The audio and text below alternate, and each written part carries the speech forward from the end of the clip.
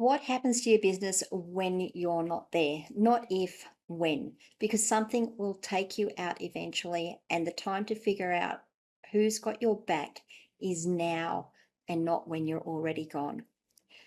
Yes, I've done this episode before. I think it's a great time to revisit it. Welcome to Rise and Shine, your daily business tech boost with me, Charly Leetham. If you're a small business owner looking to simplify technology and get real, actionable advice from someone with 35 years of IT experience, you're in the right place. Every episode, I'll dive into tools and systems like email, CRM, marketing and tracking, and I'll break them down into bite-sized tips you can use straight away. Your time is valuable, so let's get straight to the point. It's time to work smarter, not harder.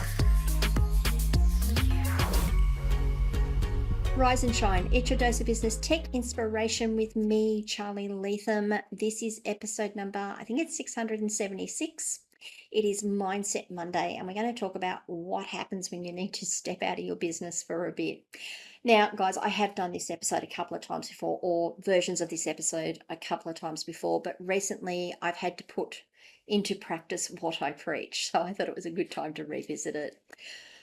The point is that something will eventually take you out of your business temporarily, whether that's planned or unplanned, it's coming. Now, for me, it was planned, so I had a little bit more leeway around it. Now, that could be a holiday, it could be an illness, it could be family emergencies, it could just be spending time with the family. It doesn't matter what it is. The result is basically the same. If you're a one-person operation or the business revolves around you to deliver the work, what happens when you're not there? The time to figure that out is now and not when you're already halfway out the door or on a plane heading somewhere. In my own experience recently, there was 4 things that I needed to have in place. Now, the biggest thing that I had identified was making sure that my communications were handled. As long as we could communicate with my client base, I felt that things were going to be fine, and I'm pretty much right on that. So I needed to have 4 things in place to make sure that that goal was met. The first one was policies. Policies about how communications are handled, who responds to what tone, what gets escalated, and what waits until I got back. The thing that flowed onto that was the processes to implement those policies. It's very good having policies, but you need the processes. It's not just handle my emails, but the actual step by step of how to do it. So I had things like these types of emails get these types of tags, you use this system to do it. This type of email, you use this template to respond to it. You can put this sort of personalization at this level of personalization or customization in it. I tried to make it as simple as possible for the people stepping in to help me out. And by having those processes, they could literally go through and step by step and say, yes, we've done that. Yes, we've done that. Yes, we know how to do this.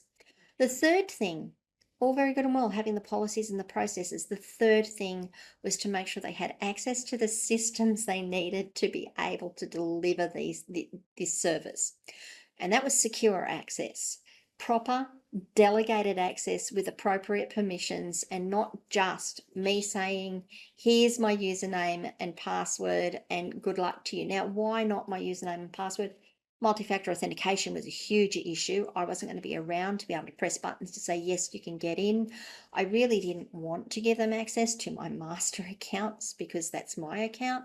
I could give them access to a properly delegated account that kept my systems relatively secure, as secure as they could be, and they can handle their own multi-factor authentication. So that was really, really important to me.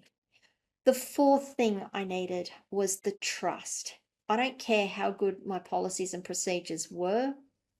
If I didn't trust the people that I was going to have come in to help me out to make good calls, to be able to take the information they had and make decisions on that, those policies and procedures were useless. So it was the trust in the people. So 4 things I needed: policies, procedures, secure access, and trust.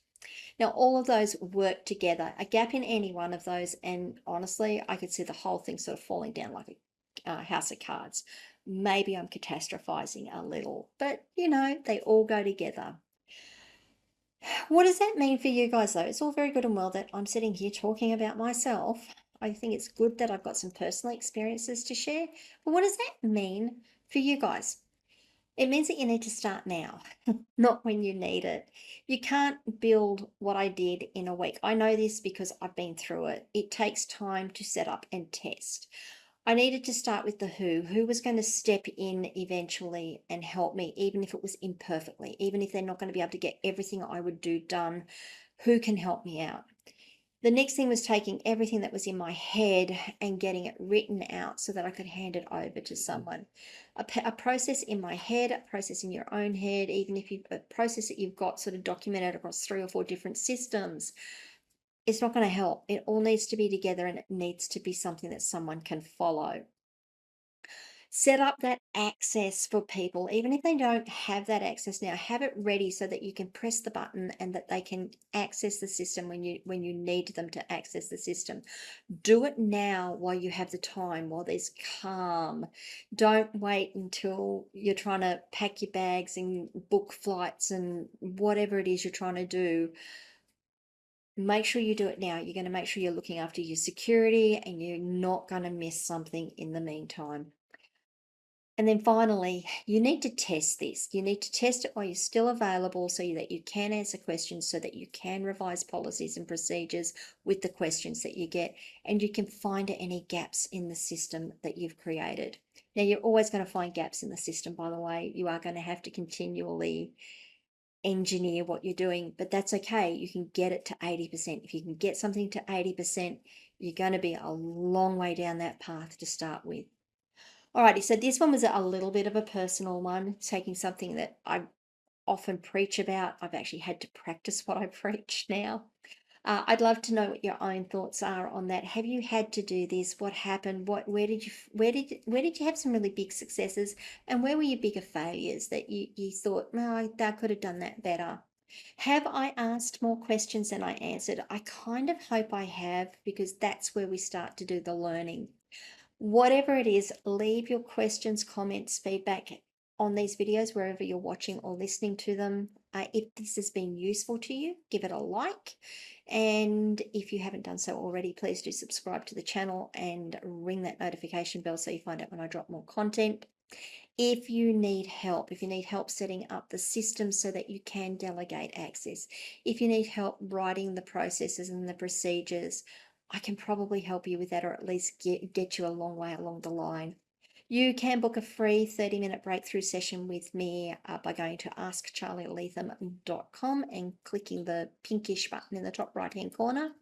It is only one per person, so if you've already used your 30-minute breakthrough session and you'd like more assistance, you can book me. You can actually hire me to help you out to do all this stuff. Alrighty, guys, that's it for Mindset Monday. I will see you all on Wednesday for Walkthrough Wednesday. In the meantime, have a great couple of days. Bye.